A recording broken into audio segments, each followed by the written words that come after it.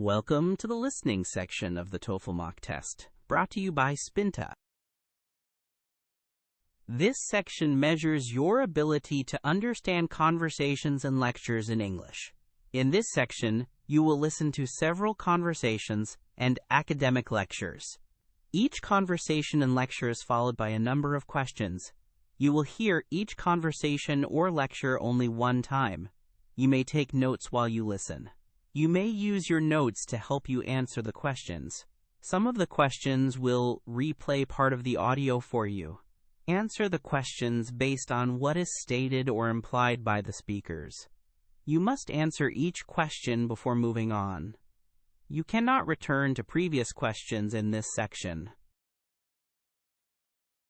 All right, moving on. We've spent a lot of time on honest communication in the animal kingdom. A bird's bright feathers signaling its health to a mate, for example. But what happens when signals are not so honest? Today, we'll look at deceptive signaling, specifically two types of mimicry. The first and perhaps most famous is Bayesian mimicry. This is when a harmless species evolves to imitate the warning signals of a harmful species.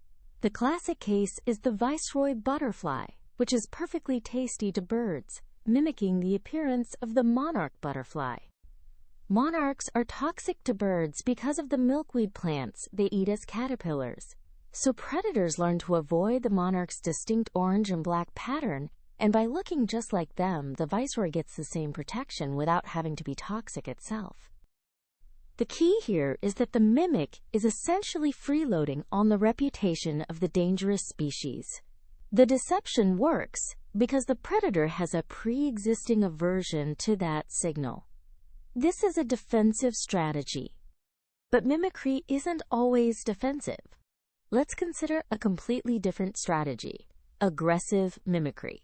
Here, a predator imitates something harmless or even desirable to lure in its prey. Think of the deep-sea anglerfish. It lives in total darkness, and it has a fleshy growth on its head that acts as a lure. This lure contains bioluminescent bacteria, so it glows, looking like a small, tasty morsel. Smaller fish are attracted to the light, and when they get close, the anglerfish strikes. So to be clear, both are forms of deception, but the purpose is entirely different. The viceroy's mimicry is defensive. It's trying to avoid being eaten. The anglerfish's mimicry, on the other hand, is a tool for predation. It's offensive. One says, "Don't eat me, I'm dangerous," while the other says, "Come closer, I'm something you want."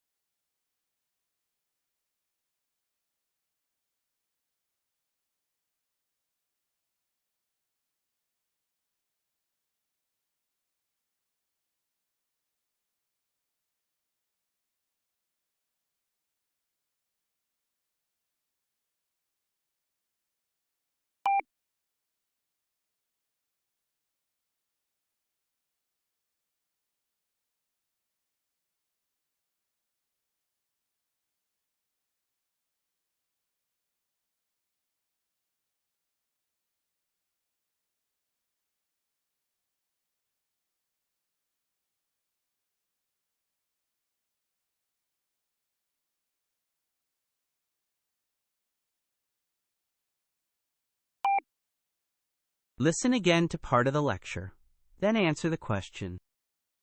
So to be clear, both are forms of deception, but the purpose is entirely different. The viceroy's mimicry is defensive. It's trying to avoid being eaten. The anglerfish's mimicry, on the other hand, is a tool for predation. It's offensive.